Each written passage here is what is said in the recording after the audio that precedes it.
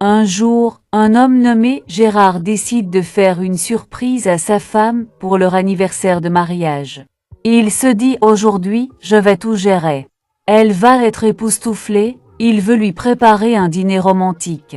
Mais Gérard n'est pas vraiment un chef cuisinier.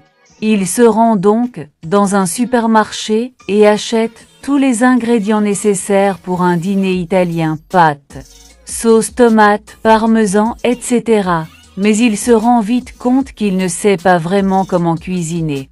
Alors il se dit, pas de problème. Je vais improviser, il commence par faire bouillir l'eau pour les pâtes. Mais il oublie de saler l'eau. Les pâtes finissent par être toutes molles et sans goût. Ensuite, il prépare la sauce tomate. Ou plutôt il essaye. Gérard, croyant que la sauce est trop liquide, décide de l'épaissir avec de la farine. Le résultat ressemble plus à une pâte béton qu'à une sauce. Mais il est déterminé à aller jusqu'au bout. Il mélange tout ça, ajoute du parmesan et espère que le miracle se produira. Le dîner est prêt, Gérard appelle sa femme. Mais avant qu'elle entre dans la pièce, il se rend compte qu'il a oublié de mettre la table. Panique totale, il met des assiettes sur la table en vitesse, renverse du vin par terre, et se rend compte qu'il a oublié les bougies. Sa femme arrive et regarde l'ensemble du repas.